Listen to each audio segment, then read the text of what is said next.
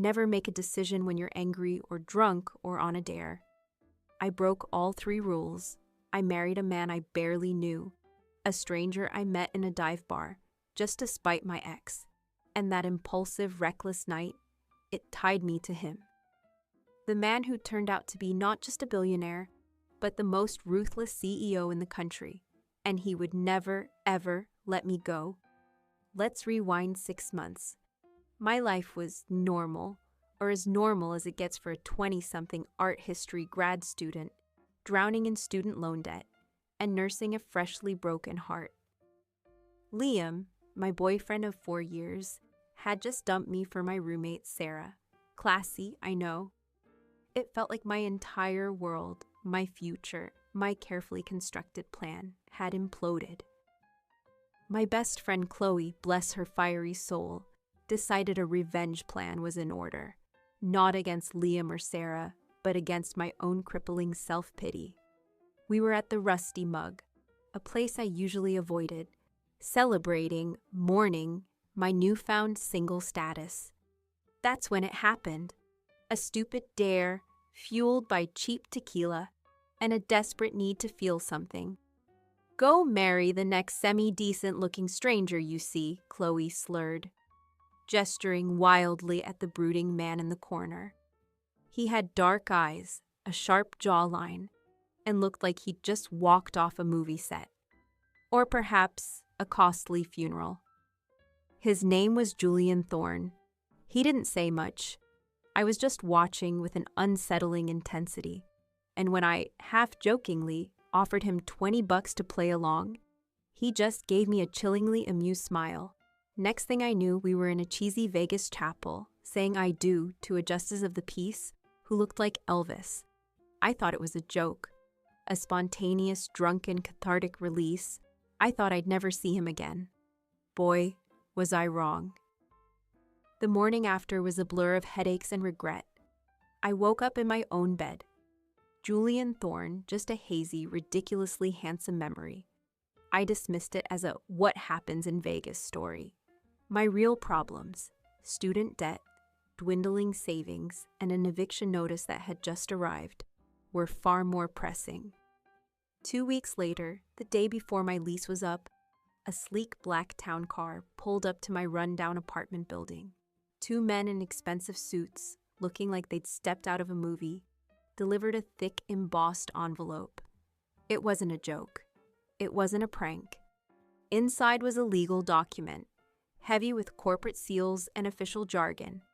It was from Thorne Industries, a massive, faceless conglomerate I'd only ever seen in financial headlines.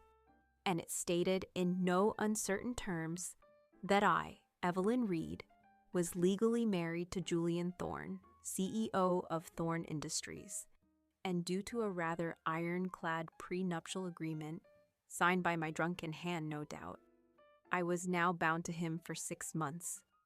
6 whole months. My joke had become a nightmare.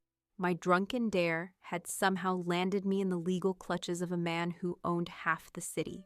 The man who, I quickly learned, was not just a billionaire, but a legendarily ruthless CEO, known for acquiring companies and crushing competitors without a second thought. My life became a surreal, gilded cage. Julian Thorne didn't communicate directly. His army of assistants and lawyers did. I was moved from my cramped apartment to a wing in his ridiculously sprawling mansion overlooking the city. My old clothes were replaced with a designer wardrobe. My student loan debt vaporized. My eviction notice, a distant, laughable memory. But I was also a prisoner.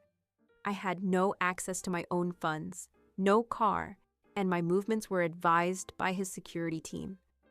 Julian Thorne was rarely present. When he was a ghost in his own house. Silent, intimidating, his dark eyes observing everything. He spoke in clipped sentences, mostly about scheduling and appearances. He was cold, analytical, and utterly devoid of the charm he'd briefly shown in that bar. I was a prop, a temporary accessory to maintain his public image. for reasons they never fully explained. I was the surprise wife that suddenly appeared, silencing tabloid rumors about his ruthless nature. But the silence in that mansion was deafening.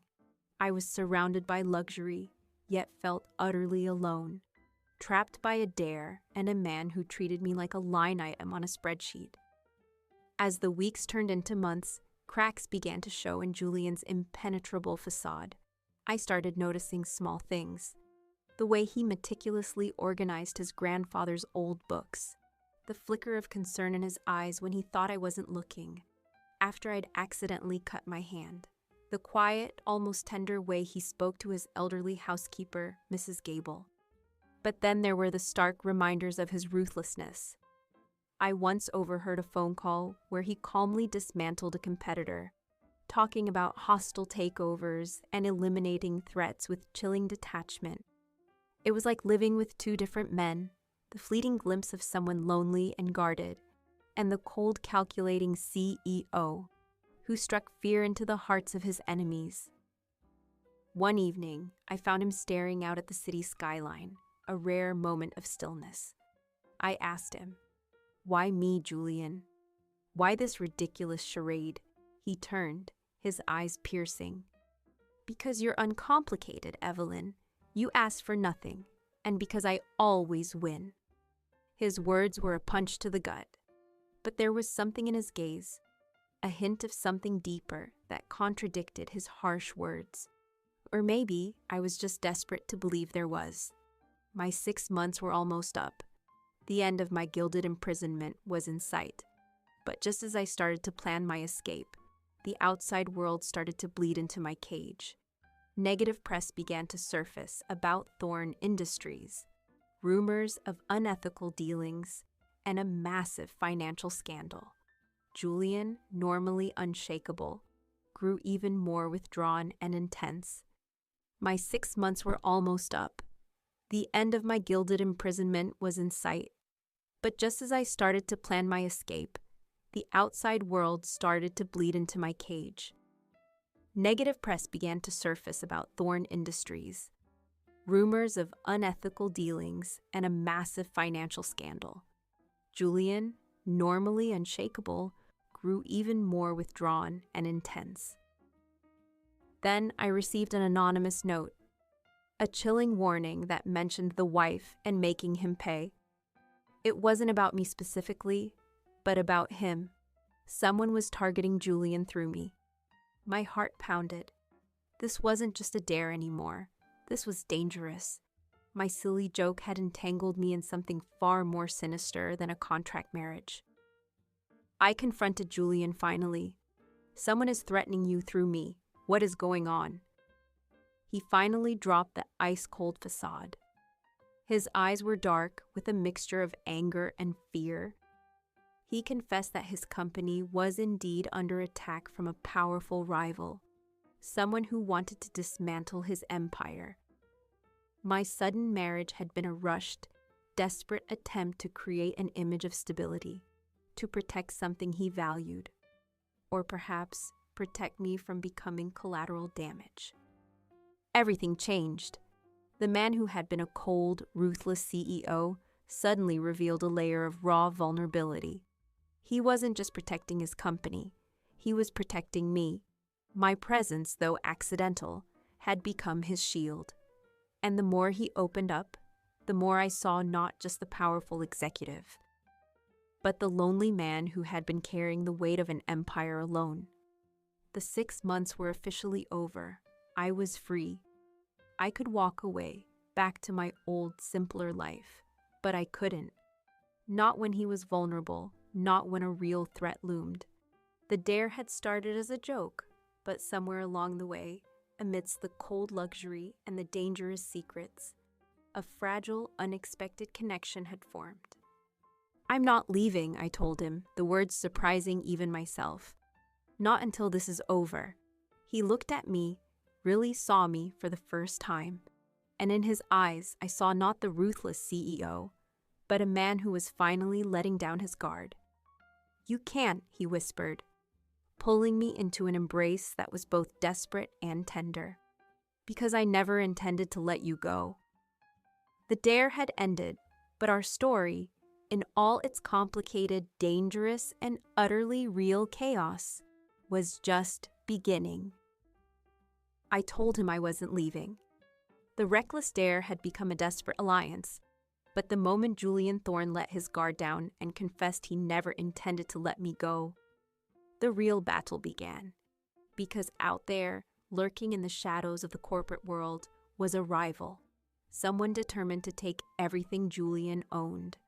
And now they knew he cared about me. The ruthless CEO who had married me on a whim was now fighting to protect the one vulnerability he never planned on having: me. The contract was over, but the consequence was just beginning. In a world of billions and betrayals, I was no longer the accidental wife. I was the target. I was his human shield. The air in the mansion was electric. Gone were the polite silences, replaced by tense, focused collaboration. Julian finally opened the books, revealing the scope of the attack: market manipulation, legal loopholes, and a smear campaign designed to destroy Thorne Industries. Our relationship, built on a lie, was now fortified by necessity. We spent days locked in his office. I, the art history major, was surprisingly useful at spotting patterns and inconsistencies in the data the lawyers missed. Julian, the calculating CEO, was now reliant on me, his simple wife. The proximity was a slow, agonizing fire. Late one night, exhaustion broke through his professional armor. He looked at me, weary, raw. "Why are you still here, Evelyn?" he'd asked, his voice low. I didn't mention the anonymous threats. "Because I don't like bullies, Julian. And whoever is doing this, they're the real villain in our story." It wasn't love yet. It was loyalty. And it was terrifyingly real. The clues led to an employee deep within the company, but Julian insisted it was too small. The scale of the attack pointed higher. Then Chloe, my best friend, the one who gave the dare, made a panicked call. She'd been approached by a recruiter offering a job at a rival firm, asking invasive questions about Julian's vulnerabilities. The recruiter was a front. The real enemy was someone close. Someone with intimate knowledge of Julian's operations and, crucially, his emotional weaknesses. We traced the funding of the attack back to a shell corporation. Elias Vance, Julian's former best friend and college roommate, the one person Julian had ever fully trusted, who had been systematically building his own empire for years, all while maintaining a facade of loyalty. His motive? Jealousy. Pure, unadulterated envy over Julian's success, and shockingly, a long-held secret resentment over a woman from their past. Elias knew Julian was untouchable professionally. He targeted the only thing Julian had ever acquired spontaneously and unexpectedly: me.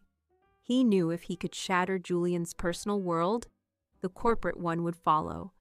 To draw Elias out, we staged an elaborate public facade, a charity gala where Julian was giving a speech. I was the bait, highly visible, looking every inch the devoted billionaire's wife. Julian insisted on keeping me within arm's reach, his possessiveness now stemming from genuine fear. The tension in the ballroom was suffocating. Then, during Julian's speech, the distraction hit. A sudden, violent disruption at the back, drawing Julian's security away. It was a calculated move. Elias didn't want a scene. He wanted a clear path to his real target. I felt a hand close over my arm. It wasn't Julian.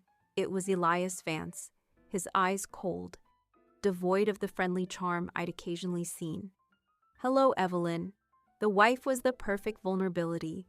Now Julian pays for everything. He pulled me into the kitchen service area, his voice dripping venom. I was no longer the accidental wife. I was the human shield, placed exactly where the enemy wanted me. Elias revealed the final threat: proof that could instantly collapse Thorne Industries, which he threatened to release unless Julian ceded control.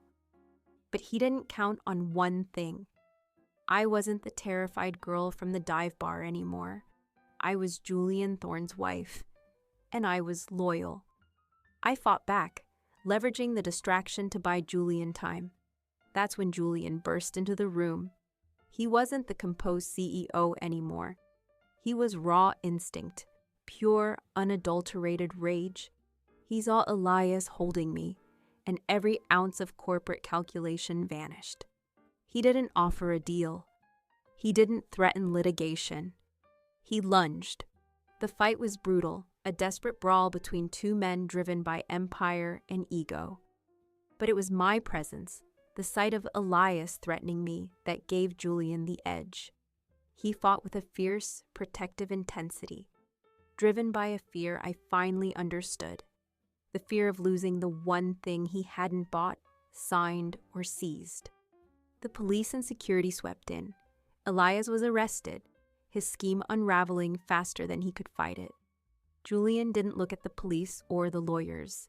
He only looked at me, checking for injuries, his hands shaking slightly. Later that night, back in the quiet safety of the mansion, Julian finally spoke, not as the CEO, but as a man stripped bare. I married you on a whim. I used you as a shield against the tabloids. But when Elias touched you, when I thought I might lose you, I realized I didn't want to just win this battle, Evelyn. I want to win you. He tore up the final copy of the prenuptial agreement, the physical contract that bound us. The dare is over. The contract is meaningless. But I'm asking you, Evelyn Reed, not as your husband by contract, but as Julian Thorne, the man who loves you, to stay. Marry me for real, forever. There were no billions, no corporate mandates, just a vulnerable confession from the ruthless CEO who had finally found the one thing money couldn't buy. I said yes. It wasn't the fairy tale ending, but it was our ending. Messy, complicated, forged in tequila, signed with an eviction notice, and sealed with a fight against a corporate rival. The billionaire I married on a dare was indeed a ruthless CEO. But his ruthlessness was the only thing that could have protected us. And beneath the billions, I found the man who was truly worth the risk. The truth is, he didn't just win the company back. He won a life he never planned. And the reckless girl who married a stranger to forget her pain. She finally found her purpose, her love, and her future, standing right beside the ruthless CEO who would never, ever let her go.